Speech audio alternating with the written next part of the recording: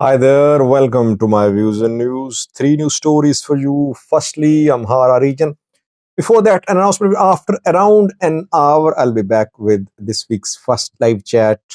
Looking forward to seeing you with your questions and comments at 1800 GMT uh, tonight after around an hour. There was three news story. It seems that Ethiopian military, Ethiopian federal government are adopting a new strategy in the Amhara region to crush Fano fighters. They have adopted several strategies in the past 2 years, but they're working on a new plan now, reportedly. Secondly, EBS employees, EBS owner arrested.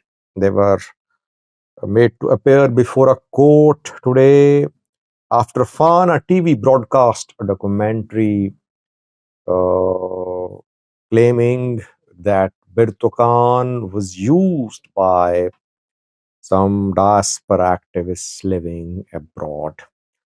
Last year, South Sudan, Raila Odinga has arrived in Juba, where uh, war between Salva Kiir and Reich Machar forces is imminent if there is no intervention. Where is Reich Machar? Has he been released or not? Are Reich Machar group people part of the government, or are they withdrawing from the government? Because Reich Machar and Salva Kiir have been part of the government. Military, parliament, government, everything was being run jointly by the two groups. Let's start, viewers. Firstly, Amhara region, where two developments of the last few days indicate that Ethiopian military, Ethiopian federal government are working on a new strategy about the region. Since mid 2023, region has been witnessing clashes between Fano groups and the military. Military saved this regional government. Regional government had collapsed by now had there been it would have collapsed had there been no intervention by the federal government to protect the regional government. Uh, Firstly, today, key appointments were made.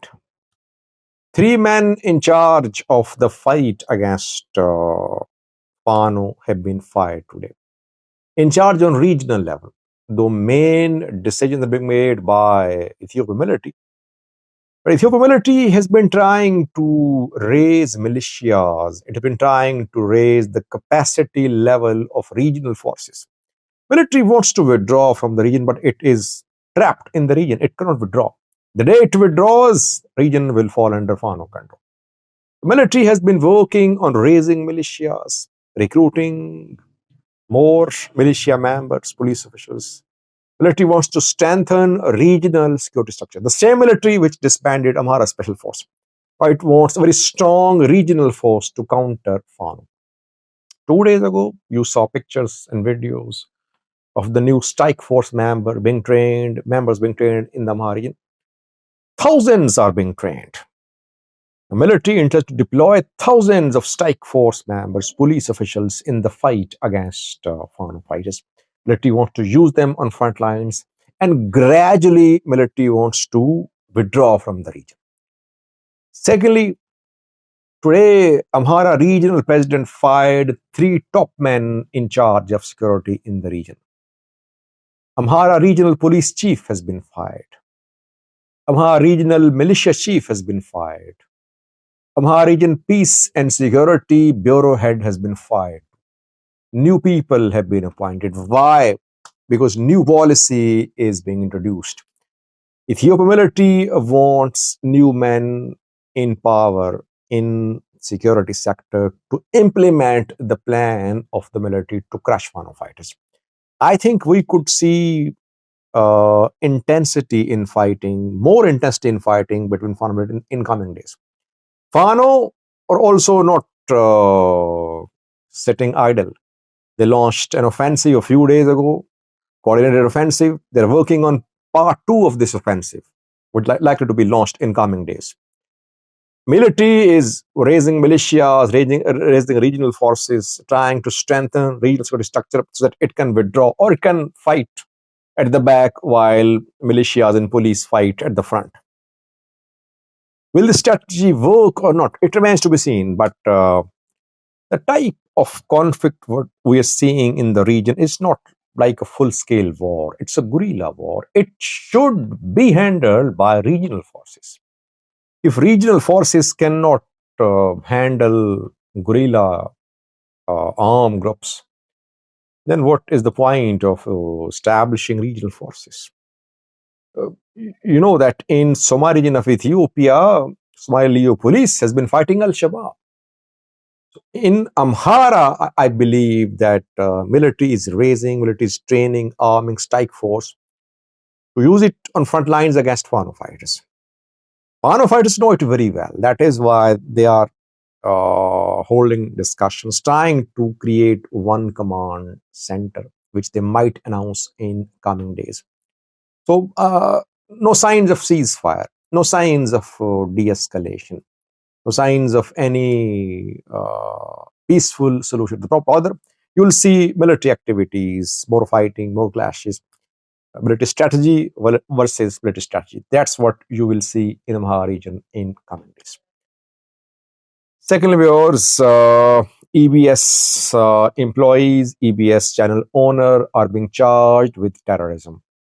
EBS aired a documentary showing Birto Khan, Tabasgan, Kabede. The woman claimed that she was kidnapped and raped by armed men in Oromia in 2019.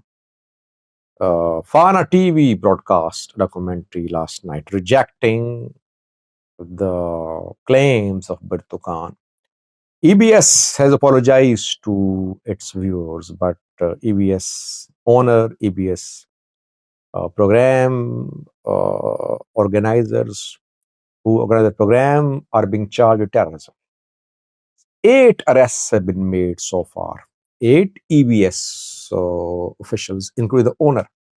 They were taken to a court in Addis Ababa today, and investigators asked the judge to grant 14-day physical custody of the accused.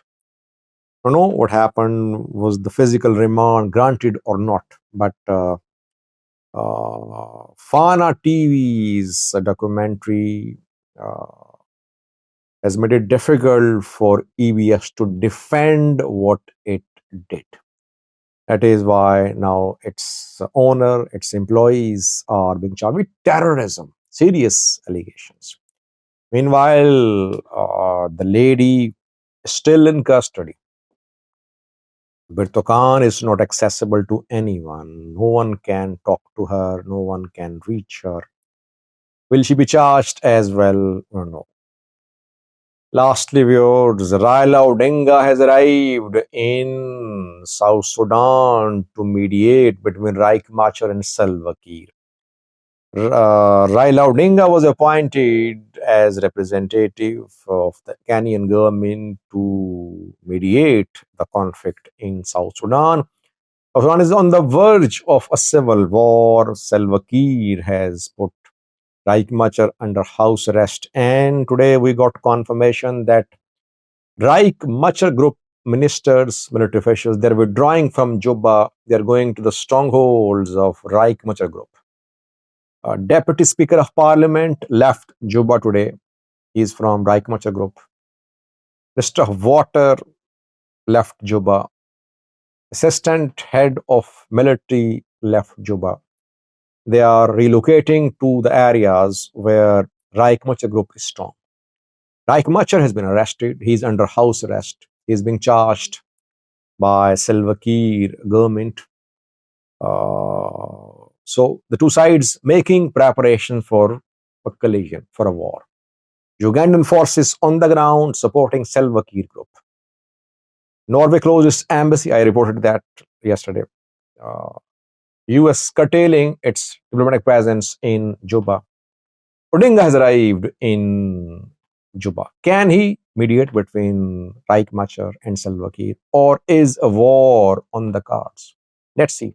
Thank you for watching.